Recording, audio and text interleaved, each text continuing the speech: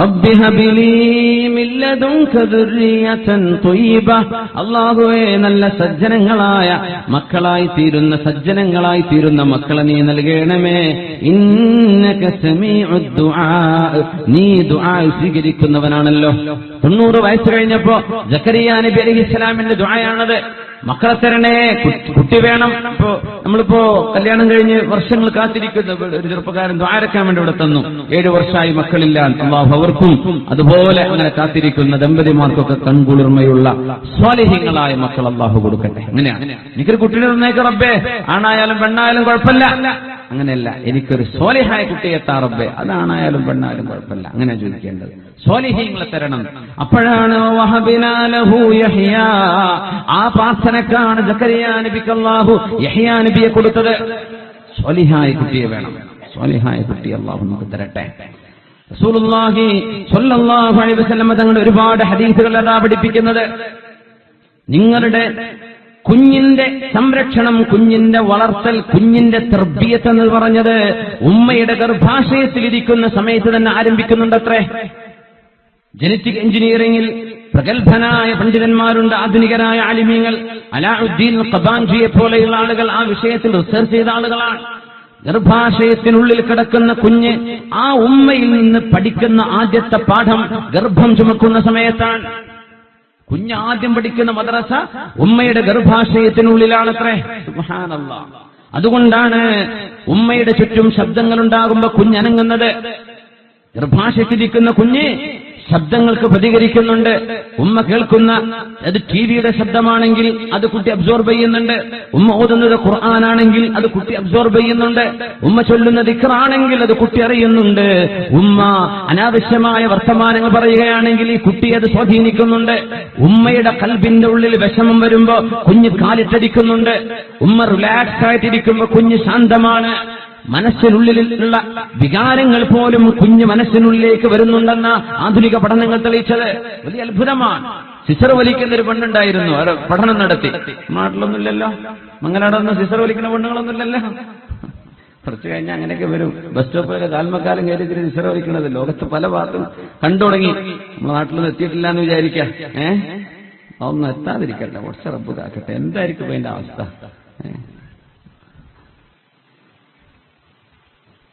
അങ്ങനെ smoke addict ആയിട്ടുള്ളൊരു പെണ്ണുണ്ടായിരുന്നു. കുട്ടിക്ക് 7 മാസം ഗർഭമായ സമയത്ത് ആ ഉമ്മയെ പരീക്ഷണത്തിന് കൊണ്ടുവന്നു. 24 മണിക്കൂർ ഉമ്മ എന്ത് ചെയ്യണം? സ്മോക്കിംഗ് നിർത്തിവെക്കണമെന്ന നിർദ്ദേശം, ഡോക്ടറുടെ നിർദ്ദേശം. കുഞ്ഞിനെ പരിശോധിച്ചു നോക്കി. ആ കുഞ്ഞിന്റെ ഹാർട്ട് ബീറ്റ്, കുഞ്ഞിന്റെ മനോനില വളരെ ശാന്തമാണ്. 24 മണിക്കൂർ കഴിഞ്ഞ് സിഗരറ്റ് കത്തിച്ച് ചുണ്ടിലേക്ക് വെച്ചപ്പോഴേക്കും കുഞ്ഞിന്റെ ഹാർട്ട് ബീറ്റിൽ വ്യത്യാസം വരുന്നു. സുബ്ഹാനല്ലാഹ്. ഉമ്മയുടെ മനസ്സിൽ വരുന്ന സങ്കുചിതത്വം കുഞ്ഞിന്റെ മനസ്സിലേക്ക് ഡയറക്റ്റ് പോവുകയാണ്. ആ രീതിയിൽ ഗർഭാശയത്തിലിരിക്കുന്ന സമയത്ത് ഒരു ഉമ്മ ചെയ്യുന്ന പ്രവൃത്തികൾ കുഞ്ഞിന്റെ ജീവിതത്തിന്റെ ഭാഗമായി മാറുന്നുണ്ട്. അതുകൊണ്ടാണ് ഗർഭാശയത്തിലിരിക്കുന്ന കുഞ്ഞിനെ സംബന്ധിച്ച് ഉമ്മാക്ക് സ്നേഹം തോന്നണമെന്ന് പറയാൻ കാരണം.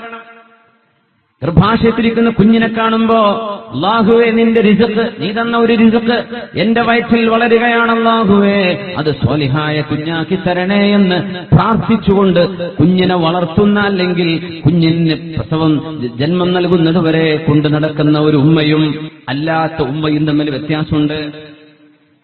ഇതിന്റെ മാതൃകയാണ് ഇമ്രാൻ എന്നവരുടെ ഭാര്യയായിരുന്ന ഹന്നത്ത് ബീവി റളിയല്ലാഹു അൻഹ, മറിയം ബീവിയുടെ ഉമ്മ. ഗർഭം ചുമന്നപ്പോ എന്താ പറഞ്ഞത്? റബ്ബി ഇന്നി നദർതു ലക മാ ഫീ ബത്നി മുഹററാ ഫതഖബ്ബൽ മിന്നി ഇന്നക അൻതസ് സമീഉൽ അലീം. ഹന്നത്ത് ബീവി പറയാ, റബ്ബി ഇന്നി നദർതു ലക, അല്ലാഹുവേ നിനക്ക് ഞാൻ നേർച്ചയാക്കിയിരിക്കുന്നു റബ്ബേ, മാ ഫീ ബത്നി മുഹററാ, എന്റെ വയറ്റിൽ കിടക്കുന്ന കുഞ്ഞിനെ നിനക്ക് സ്വതന്ത്രമാക്കി തന്നു റബ്ബേ. അവര് വിചാരിച്ചത് ആൺകുഞ്ഞായിരിക്കുമെന്ന്. അന്നൊക്കെ കന്യാസ്ത്രീകളൊക്കെ പള്ളിയിലേക്ക് ആക്കുന്ന പോലെ പള്ളിയുടെ സേവനത്തിന് വേണ്ടി മക്കളെ നേർച്ചയാക്കുന്ന സമ്പ്രദായമുണ്ട് അവരുടെ മതവിശ്വാസങ്ങളിൽ, അല്ലെങ്കിൽ നമ്മുടെ ശരീഅത്തിന്റെ മുമ്പുള്ള ശരീഅത്തിൽ അങ്ങനെയുണ്ട്. അതുകൊണ്ടാണ് ഹന്നത്ത് ബീവി അങ്ങനെ പറഞ്ഞത്, റബ്ബേ എനിക്ക് ജനിക്കാൻ പോകുന്ന കുഞ്ഞ്, എന്റെ വയറ്റിൽ കിടക്കുന്ന കുഞ്ഞ് മുഹററ, നിനക്ക് സ്വതന്ത്രമാക്കി തന്നിരിക്കുന്നു റബ്ബേ. നിനക്കാണ്, ഇത് നിന്റെ കുഞ്ഞാണ്, നിനക്കാണ് റബ്ബേ ഈ കുഞ്ഞ്, നിനക്ക് സേവനം ചെയ്യാനുള്ള കുഞ്ഞാണത്. എന്നിട്ട് പറഞ്ഞു ഫതഖബ്ബൽ മിന്നീ, എന്റെ ഈ കുഞ്ഞിനെ നീ സ്വീകരിക്കണമേ, ഇന്നക അൻതസ് സമീഉൽ അലീം, എല്ലാം കേൾക്കുന്നവനെ, എല്ലാം അറിയുന്നവനെ. ആ ഒരു ഉമ്മയുടെ ഫീലിംഗും ഡോക്ടർക്ക് ചെക്ക് ചെയ്ത് നോക്കുമ്പോൾ പോസിറ്റീവാണ്. എന്നാ പിന്നെ എന്താ കാട്ടുക? അബോർഷൻ ചെയ്താൽ ഇപ്പൊ ഉമ്മ ചീത്ത പറയും, വാപ്പ ചീത്ത പറയും, ഭർത്താവിന് ഇഷ്ടമല്ല, എന്നാ പിന്നെ അവിടെ നിന്നോട്ടെ. അങ്ങനെ വളരുന്ന കുഞ്ഞും തമ്മിൽ വ്യത്യാസമുണ്ട് എന്നാണ്. അതുകൊണ്ടാണ് കുടുംബജീവിതവുമായി ഒരുമിച്ച് ഭാര്യ ഭർത്താവുമായി ജീവിക്കുന്ന ആളുകൾ അവർ ശാരീരികമായ ഇന്റർകോഴ്സ് നടക്കുന്ന സമയത്ത് ചൊല്ലണമെന്ന് പറഞ്ഞ നിബിധങ്ങൾ എന്ത്? അല്ലാഹുമ്മ ജന്നിബ്ന ശൈത്വാൻ വജന്നിബി ശൈത്വാന മാ റസഖ്തനാ, അല്ലാഹുവേ ഞങ്ങൾ രണ്ടുപേരിലേക്കും പിശാചിനെ വരുത്തല്ലേ റബ്ബേ, വജന്നിബി ശൈത്വാന മാ റസഖ്തനാ, നീ ഞങ്ങൾക്ക് നൽകുന്ന മക്കളിലും പിശാചിന്റെ ബാധ ഏൽപ്പിക്കല്ലേ, പിശാചിന്റെ ദുർബോധനം തരല്ലേ എന്ന് പറഞ്ഞാൽ ഒരു കുഞ്ഞിന്റെ ജന്മം നടക്കുന്നത് ഇന്റൻഷനൽ ആയിരിക്കണം എന്നർത്ഥം. ഭർത്താവിന്റെ ബോധത്തോടുകൂടെ, ഭാര്യയുടെ അറിവോടുകൂടെ എന്നല്ലാതെ പെട്ടുപോയി എന്ന് പറഞ്ഞ കോലത്തിലാവരുത്. അതാണ് ഇതിന്റെ പച്ചയായ അർത്ഥം. അള്ളാഹുവിനോട് ചോദിച്ചു വാങ്ങാം, എനിക്ക് വേണം റബ്ബേ, അങ്ങനെയൊക്കെ. അങ്ങനെ വളരുമ്പോ വയറ്റിൽ കിടക്കുന്ന കുഞ്ഞിനോട് സ്നേഹം തോന്നും. അലാഉദ്ദീൻ ഖബാജി നടത്തിയ ഒരുപാട് പഠനങ്ങളുണ്ട്. കുഞ്ഞിനെ അബോർട്ട് ചെയ്യണമെന്ന് ഉദ്ദേശിച്ചൊരു പെണ്ണ് ഗർഭമുണ്ടായി കഴിഞ്ഞു, വേണ്ട എന്ന വിചാരം, പക്ഷേ അബോർഷൻ ചെയ്യാൻ പറ്റിയില്ല, അങ്ങനെ വളർന്നു. കുഞ്ഞിനെ ഇഷ്ടമില്ലാതെ തന്നെ വളർത്തി. അങ്ങനെ കുഞ്ഞിന് ജന്മം കൊടുക്കാൻ പോകുമ്പോ ആ കുഞ്ഞ് പ്രസവിക്കപ്പെട്ട ഉടനെ ഉമ്മയുടെ മുലപ്പാല് കുടിച്ചില്ല. വേറൊരു സ്ത്രീയെ കൊണ്ടുവന്നു, അവരുടെ പാല് കുടിച്ചു. അടുത്ത തവണ കുഞ്ഞിന്റെ കണ്ണ് മൂടി വെച്ചിട്ട് ഉമ്മയെ കാണിച്ചു കൊടുക്കാതെ പ്രസവിച്ച ഉമ്മാക്ക് തന്നെ കൊടുത്തു. കുട്ടി റിഫ്യൂസ് ചെയ്തു, കുടിച്ചില്ല. സുബ്ഹാനല്ലാഹ്, എന്തുകൊണ്ട് കുടിച്ചില്ല? എന്റെ ഉമ്മാക്ക് വേണ്ടായിരുന്നല്ലോ എന്ന ആ ഒരു ചിന്ത ഈ കുഞ്ഞിന്റെ മനസ്സിലേക്ക് അല്ലാഹു തആല കൈമാറ്റം ചെയ്തു കഴിഞ്ഞു. അതുകൊണ്ടാണ് ഗർഭാശയത്തിലിരിക്കുന്ന കുഞ്ഞിന്റെ മനസ്സ് ഉമ്മയുടെ മനസ്സ് തന്നെയാണ്.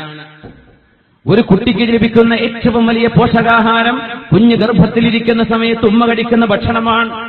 ഉമ്മ കഴിക്കുന്ന ഭക്ഷണം ഗർഭാശയത്തിലൂടെ, പൊക്കിൾ കൊടിയിലൂടെ കുഞ്ഞിന് ലഭിക്കുന്നതാണ് ഒരു കുഞ്ഞിന് ലഭിക്കുന്ന ഏറ്റവും പോഷകമുള്ള ആഹാരം. ആ സമയത്ത് കുഞ്ഞിന്റെ മനസ്സ് ഉമ്മയുടെ മനസ്സ് തന്നെ.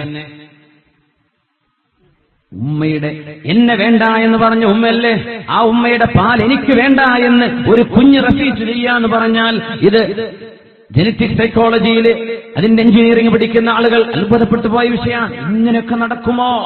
നടക്കുന്നുണ്ടെന്നാണ്.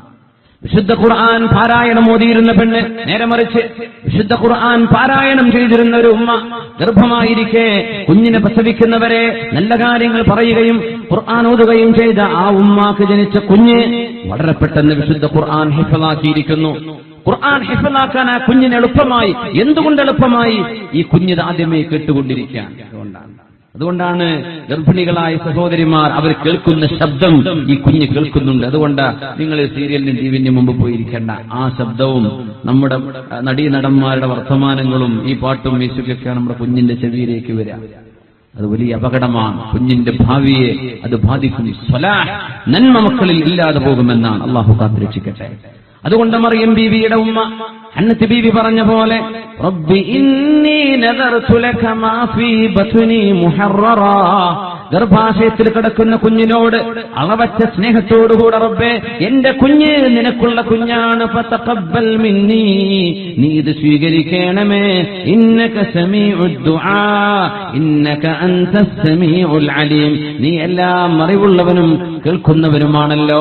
അങ്ങനെ ഒരു മനസ്സ്, ഒരു പ്രാർത്ഥന വന്നതിൽ പിന്നെയാണ് മറിയം ബീവിയെ പറ്റി അല്ലാഹു പറഞ്ഞത് ഫതഖബ്ബലഹാ റബ്ബുഹാ ബിഖബൂലിൻ ഹസൻ, ആ കുഞ്ഞിനെ അല്ലാഹു ശരിയാവണ്ണം സ്വീകരിച്ചു, അല്ലാഹു കബൂലാക്കി.